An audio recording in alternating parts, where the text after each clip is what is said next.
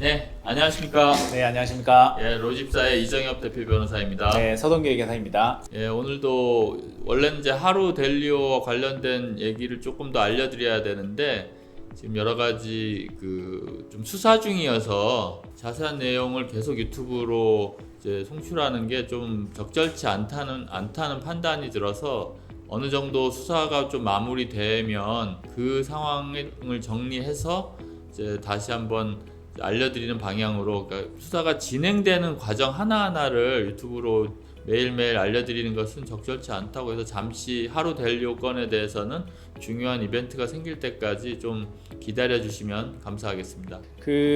뭐 가상자산 관련해서 그래도 계속 좀 얘기를 해보고 싶은 게, 어제 이제 저희가 얘기했던 부분들 좀 더 연장선상에서 가상자산 계속 지금도 뭐 비트코인 계속 오르고 있잖아요. 그러니까요. 지금 사실 저도 이제 여유자금 있으면 비트코인을 빨리 사야 되겠다는 조급증이 지금 계속 되는데 예. 여유자금이 없어서. 근데 그에 비하면 알트 코인들은 또 지금은 좀 잠잠한 상황으로 보이는데요. 새로운 프로젝트들이 뭐 있는 것도 아니고. 그러니까요. 지금 사실 요즘에 요즘에 젊은 친구들한테 유명한 책 중에 이제 세이노의 뭐 그런 가르침인가 하는 게 있잖아요. 베스트셀러죠 요새.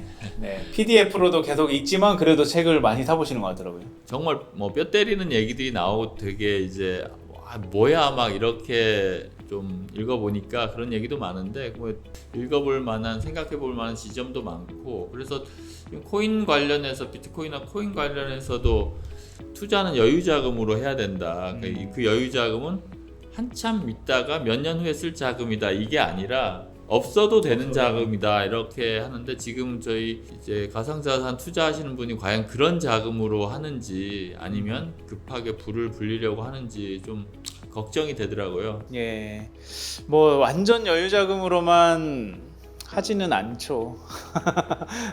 빨리 부자가 되고 싶기 때문에 이제 가상자산을 하게 되는데, 그런 만큼 사실은 오히려 이제 투자금을 잃기가 쉬운 것 같더라고요. 아무리 투자자 보호가 된다고 하더라도. 그렇죠. 좀 더 조바심도 날 수 있고, 뭐 이렇게 투자에 대한 좀 공격성이나 이런 것도 좀 높아지기도 하고. 그래서 이제 코인 투자, 주식 투자, 부동산 투자 뭐 이런 식으로 리스크가 있는 것 같은데요.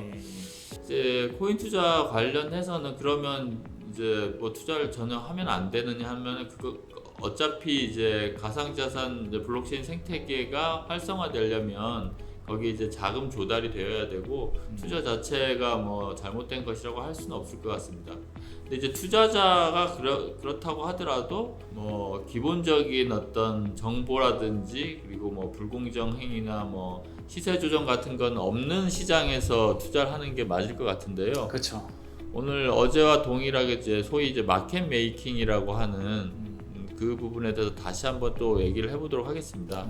사실 그러니까 주식 시장에서도 뭐 작전 세력도 있고 막 뭐 아직까지도 완전 공정한 시장 이렇게 뭐 보기는 좀 어렵다는 얘기들도 많잖아요. 이제 마켓 메이킹이라고 하는 거는 실제 거래가, 가상자산을 구매하려는 사람과 그리고 판매하려는 사람 사이에 이제 거래가 이루어지는 그 실거래가 아니라 유동성을 공급하기 위한 목적으로, 혹은 또 뭐 자전거래 등으로 이제 거래가 많이 되는 것처럼 이제 외형상 보이게 해서 이제 코인에 대한 어떤 홍보를 좀 추구하는 경향도 있고, 뭐 여러 가지 다양한 용도로 이제 사용이 되는데요. 실제 가상자산 거래소에서 마켓 메이킹 부분을 빼면 그 거래량이나 뭐 거래 금액이 상당히 떨어지는 것도 사실입니다. 네, 그러니까 요즘 같이 알트코인의 존재감이 없어지는 것도 그 마켓 메이킹이 예전과 같지 않다. 네. 이렇게 볼 수 있겠네요. 어제 말씀드린 것처럼 이제 마켓 메이킹이라고 하는 그 시세 조정 세력이 있다고 하더라도, 만약에 재단에서 너무 자기들이 생각하는 것보다 너무 크다, 그러면 그 금액으로 던지면 사실은 완전히 그 마켓 메이킹 시세 조정 세력이 오히려 큰 손해를 보거든요. 그래서 그런 재단이나 프로젝트 팀하고도 당연히 어느 정도 공조가 이루어져야 되고, 거래소하고도 사실은 마찬가지입니다. 거래소가 시장에서 이제 가격 상승 요인이 없는데 몇 개의 그 IP 주소에서 계속해서 매수 매도가 이루어진다면 데이터를 통해 가지고 약간 이거는 정상적인 거래가 아니다라는 걸 충분히 알 수 있는데, 그런 것들을 거래소가 적절하게 이제 제재를 해버리면 또 마찬가지로 그 시세 조정 세력은 비용만 쓰고 그 수익을 못 얻을 수 있으니까, 지금 공공연하게 거래소, 그 다음에 뭐 프로젝트 팀, 그리고 MM팀이 사실상 뭐 공조를 하고 있다, 뭐 이런 말이 많이 돌고 있죠.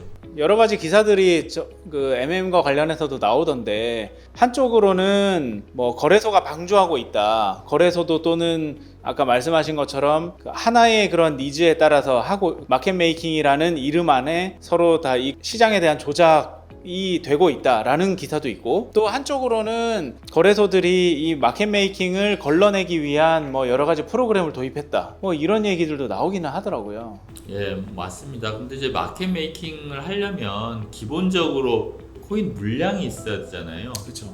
그러니까 그 물량은 어디서 얻었을까를 생각해 보면 또 얘기가 다릅니다. 그러니까 주식시장 같은 경우에도 뭐 계속해서 수년에 걸쳐서 작은 주식들을 소수주주에서 매집하는 경우도 있는가 하면 좀 큰 이제 지분을 가진 사람에게서 그걸 이제 매집하는 경우도 있고, 그런데 이제 코인 같은 경우는 MM팀은 대부분 상장할 때 이루어지기 때문에, 그렇죠.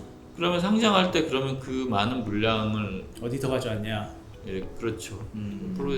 프로젝트 팀에서 연결됐을 가능성이 제일 크고, 그렇기 때문에 그 마케팅 용도라고 이제 거래소에 이제 내는 것이 항상 이제 의심이 눈초리가 있고, 그런 게 또 그럼 연계돼서 뭐 그 과거에 이제 좀 논란이 됐던 뭐 상장 뭐 수수료 뭐 이런 것도 같이 좀 연계해서 볼 수도 있겠네요. 예, 맞습니다. 그래서 상장이 되면 어찌됐든 가격을 올릴 수 있다는, 그렇죠. 그걸 얘기를 하기 때문에 시장에서 어떤 그 혁신적인 기술이라든지 뭐 이런 게 뭐 반영이 돼서, 그러니까 실제 용도가 있어서 수요가 생기면 모르겠는데, 지금 가상자산 시장이 코인이나 토큰이 실제 수요까지, 소각되는 수요까지 있는 것은 아니니까 극히 드문 상황이죠. 네. 그래서 저희 법무법인 LKB에서 이제 이 가상자산 레귤레이션 센터에서는 뭐 다양하게 지금 가상자산 생태계에서의 어떤 뭐 피해라든지 이런 것들을 지금 받고 있죠.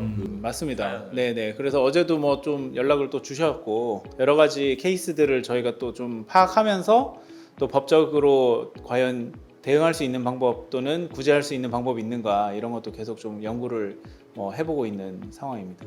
마켓 메이킹이 이제 주식 시장의 시세 조정처럼 좀 은밀하게 이루어지기 때문에, 그렇죠. 사실 뭐 수사가 제대로 이루어지기는 좀 어렵습니다. 그런데 이제 블록체인의 특성상 이 코인 토큰의 이동 경로를 잘 알 수 있고, 그래서 그게 이제 좀 수사의 단초가 되고요. 또 거래소로 들어간 경우에는 다 KYC가 되어 있기 때문에, 그렇죠.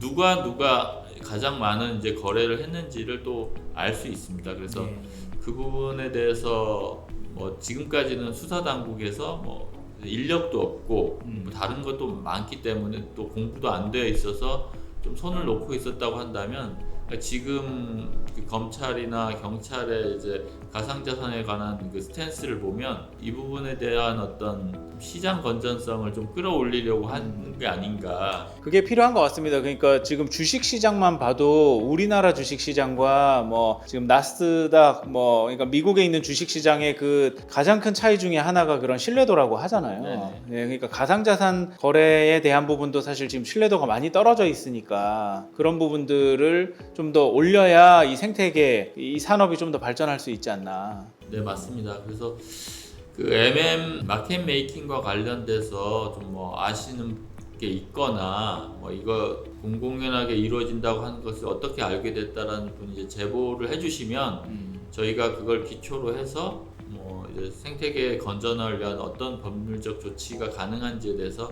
검토해 보도록 하겠습니다. 네, 지금 그 뭐 거래소 관련해 가지고는 검찰에서 그래도 어느 정도 조사가 이루어진 적은 있었던 것으로 보이는데요. 네, 맞습니다. 그래서 기소가 됐죠. 기소가 돼서 이제 자전 거래 등을 이제 거래소에서 유동성이 많이 풍부한 것처럼 보이기 위해서 자전 거래를 하는 경우에 유죄 판결을 받은 것도 있고요.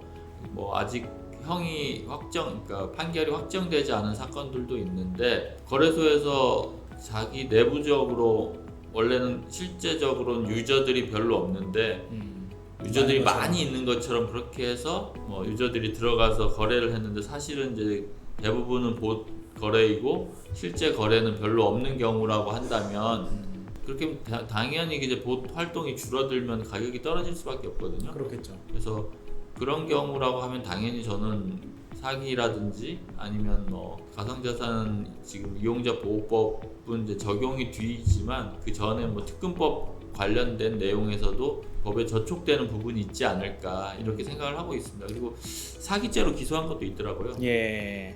그러니까 조금씩 그 부분에 대한 그 수사나 이런 게 진행이 되곤 있지만 아직까지 뭐 진도가 어느 정도 그러니까 결론이 났거나 이 마켓 메이킹을 완전 좀 더 이렇게 그 줄이기 위한 그런 생태계가 아직 완전히 만들어지진 않았다. 네, 맞습니다. 네. 그래서 검찰에서 뭐 동시다발적으로 그 거래소 뭐 여러 군데 압수수색을 한 것으로 알고 있고요. 그 분석 결과 뭐 거래소 내부 직원이 사용하는 그러니까 회사의 지시를 받고 하는 경우죠. 지시를 받고 뭐 자전거래나 그렇게 MM을 하는 경우도 있고 그러니까 오히려 더 많은 경우는 거래소 밖에 어떤 팀, 소위 말하는 뭐 몇 개의 팀이 있는데 그 팀에서 거래를 하는데 이제 거래소나 재단이 묵인하는 경우 그런 경우가 제일 많은 것 같습니다. 그래서 이런 뭐 마켓 메이킹이라는 것 자체가 없어야 된다는 건 아니지만 어제 말씀하신 것처럼 이 유동성 공급을 위해서 일부는 필요하다는 그 역할이 있지만